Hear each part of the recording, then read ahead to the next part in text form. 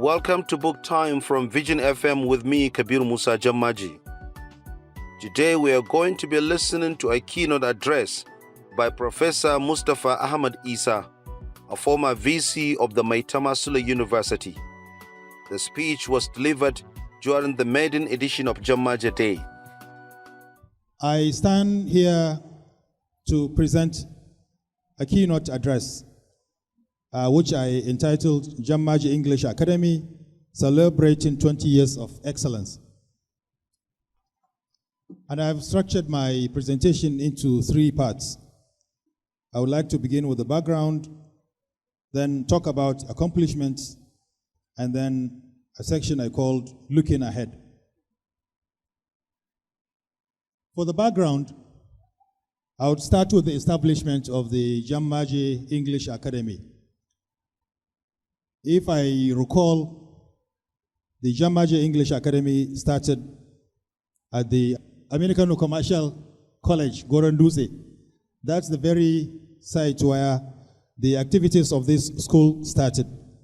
The mission and vision of this school may have not been clearly stated, but I'm sure, like all formal organizations, there should be a mission and vision for this school. And I believe when Malam Kabiru decided to establish this school, he had something in mind. He had a goal. He had an objective. So this goal and objectives should be clearly stated, and they should be the mission and vision of the Jammaje Academy. By description, a mission statement defines an organization's business, its objectives, and its approach to realize those objectives, while vision statements are often combined to provide a statement of the organization's purposes, goals, values, and what it shall be in the future.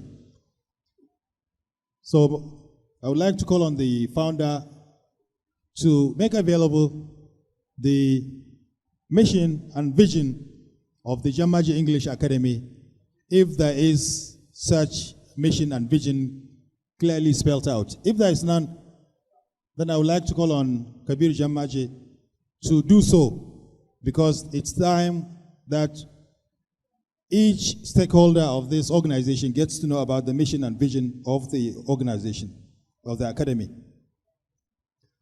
The main actors from inception of this academy have been Malam Kabir Musa Jammaje himself, his associates or friends, as well as his students. And there are many of them right now.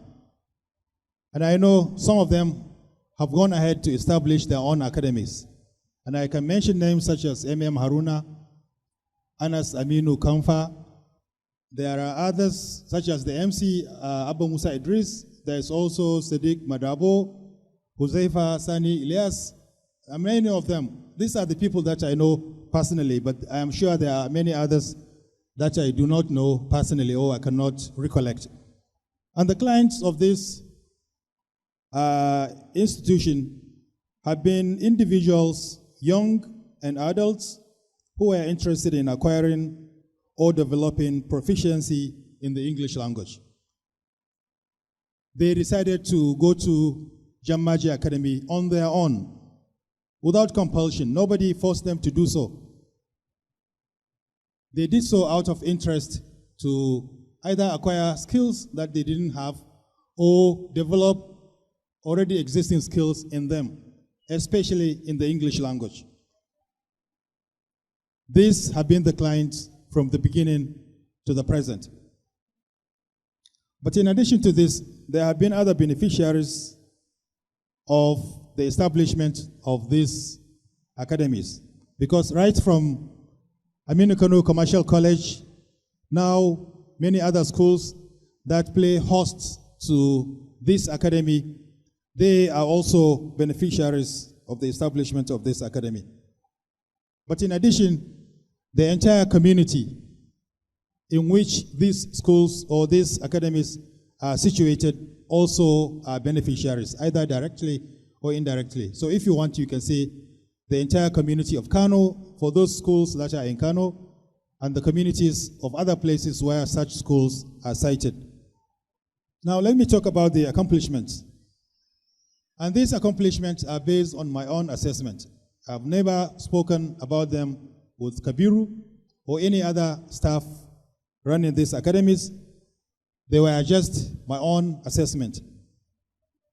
The first accomplishment, I believe, is literacy promotion. Among these clients, there were people that basically knew nothing in terms of formal education. And normally, these categories of people are placed in the very basic classes. Whenever you listen to announcements or advertisements by this academy, you'd get to understand that there were different stages, different classes. The very basic is meant for those who barely have no formal education at all. So for them, the accomplishment is literacy promotion. But for others who already have some training, the accomplishment is English proficiency development. They get their English proficiency developed at different levels. Another accomplishment is that the school serves the purpose of preparatory lessons for examination candidates. For students or candidates that are preparing to sit for various examinations, but particularly the senior secondary school examination, there were sessions that were mainly meant for them, to prepare them for these examinations. Either NECO or WAEC or JAMB or any other examination. That is a great accomplishment as well. The entrepreneurial spirit in itself. Here is a man, Malan Kabiru, with his friends and associates, who decided after graduation that they would not seek any government employment. And this is now being encouraged in universities and other institutions of higher learning, that upon graduation, nobody should expect government to provide him or her a job, because such jobs are non-existent virtually. And students are now encouraged to inculcate in themselves such entrepreneurial spirit. When Kabiru became self-employed, he also went ahead to employ others. So he provided employment opportunities by becoming an employer of labor himself. I don't have a head count of how many people are under the employment of the Jammaje Academy, but I believe there are many, dozens or even hundreds, from people that teach to people that do any other thing apart from teaching, including administrative staff that sit in offices, etc. Another accomplishment is IGR improvement for the host schools. As you know, there is hardly any permanent structure that the Jammaje Academy utilizes as its own. It instead gets hosted by schools in the communities in which they operate. I'm sure they don't do this for free. They pay something to the host schools. And in that case, they contribute to the internally generated revenue of such schools that play host to the Jammaje Academy. Another accomplishment is that Kabiru and many of his associates have become authors. So authorship of books is another accomplishment. I know of many books that Kabiru has written. I know of many that M.M. Haruna, Anas have written. Abba Musa Idris is doing this, and many others. So in addition to all these activities that they have been doing, they have also become authors in their own right. That's another accomplishment. And I don't have any head count of the number of books written by Kabiru and others, but there are many, I know. Another accomplishment is growth. from the very single and only one English academy at Aminokolo Commercial College, there are now 28 branches. And just before I stepped up to start speaking, Malam Kabiru told me that there is now the 29th branch. So 29 branches. Imagine. The Jammaje Academy also contributes to the government by paying taxes. I believe the Jammaje English Academy, being a formal organization, pays taxes, and that's another accomplishment. We all know that the Jammaje English Academy, led by the founder, also hosts English language programs on radio stations. In Kano, in Duse, Kaduna, these are the ones that I have listened to. But now I know it has extended to so many other states. So hosting radio programs on the English language, listening, speaking, reading, writing, public presentations is another accomplishment. There is then the Kannywood connection. The person who has spoken before me is a member of this industry, Isah Sidi Isaac, a scriptwriter, an actor, a producer, and a director, if I'm not mistaken. Kabiru has found it worthy of going into partnership with Kannywood. And when he does so, he facilitated the growth of the movie industry by enhancing English proficiency of these artists, namely actors, scriptwriters, film producers, directors, translators, and people that offer subtitle services. He does so by improving their proficiency in the English language and inculcating the spirit of meticulousness in whatever they do, because you all know that we are often compared, Kannywood is often compared with our southern compatriots, Nollywood. And you discover that in many instances, our performance in the English language is the yardstick based on which we are often compared. Kabiru thought about this and he became concerned, and then he ventured into Kannywood in order to uplift the standard of English used there so that we are taken at par with the Nollywood industry. This, I believe, is another accomplishment that is worthy of commendation. Another commendation or accomplishment, which many of you may not be aware of, is that Jammaje itself, I used to think that Jammaje was a surname. It was only much later that I came to realize that Jammaje is the name of a town. So I would like to say that Kabiru Musa has literally put Jammaje, or the name of Jammaje town, on the world map. Whenever you hear Jammaje now, you hardly think of it as the name of a town. But I'm sure from now that you know that Jammaje is the name of a town, and I am happy to hear that the Chief Imam of Jammaje town is around. Sir, Malam Kabiru has placed the name Jammaje on the world map. Now, wherever you go around the world, Jammaje has become a household name. Now I come to the third part of my presentation, looking to the future. And I would like to present this as suggestions to the academy, which I believe when implemented would raise the standard of this academy or institution. The Jammaje Academy should aim at vertical growth in addition to the horizontal growth. When the number of branches grew from 1 to 29 now, I take that as horizontal growth, expansion. But I think the academy should also aim for vertical growth, going up. And they can do this in different ways. They can become more focused, select a particular area in which they would want to excel, because you can do everything and excel in everything. So if you want, you can select one particular aspect or two or three, focus on them so that you become specialist in them.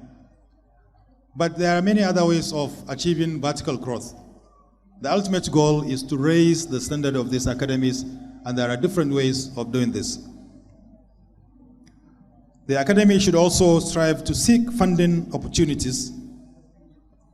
I know the academy makes money and it spends money. But money is never enough. I believe there are still funding opportunities that the academy should explore in order to help its growth. There are opportunities from development support partners or donors, such as the British Council, the Department for International Development, DFID, even USAID, I'm sure, UNESCO. You have to be very creative about this. Package what you do, show why you need such funding, and I believe you can persuade these donor agencies to come to your aid by improving your funding. Madam Kabiru explored this. The academy should also seek collaboration with national and even regional examination bodies such as NECO, WAEC, JAM, and so many others. And there's a lot of wisdom in doing this, because when you provide preparatory services for candidates preparing to sit for examinations, there must be something that you should use. So the information that you would get from these examination bodies will go a long way in helping you strategize what you teach and the results that you get from your teaching. In addition to this, the academy should seek partnership with agencies of government concerned with mass literacy, because you participate in mass literacy. And these organizations include KIRD here locally in Kano, NERDC in Abuja at the national level, Agency for Mass Education again at the local level. You never know what you would get from these agencies when you seek partnership with them. Try and get them to invite you to their activities. And don't ever imagine that you would attend an activity organized by these agencies and not get something of benefit for yourself and for the academies. I also would like to recommend for the academy a periodic curriculum review. Knowledge itself is dynamic. It keeps changing. It keeps evolving. Universities themselves hardly keep their curriculum intact for several years, because knowledge changes. Therefore, the demands of the consumers of such knowledge would also change. So in this case, I would like to recommend periodic curriculum review by the academy, which I think would help raise its standard. Another thing that is of benefit is feedback or assessment by students. Many universities do this. When you teach a class, you only teach them what you think they need. You also use a method that fits you. But you never know whether that method fits the expectations of the students. And you will be amazed at the feedback that you get from these students. So I would like to recommend that the academy inculcates this idea of getting feedback or assessment from students so that you make use of it in order to improve what you teach. I also would like to recommend that the academy seeks regulator recognition. Whatever we do, especially in a formal organization, there is a regulator. For universities, the National Universities Commission is the regulator. I'm not sure about the institutions such as the Jammaje Academy, who the regulator is. But I would like to recommend that Kabiru finds out. I believe there must be some regulator. If you have not gotten recognition by this regulator, please get this recognition. It would help in raising the standard of the academies and the institutions.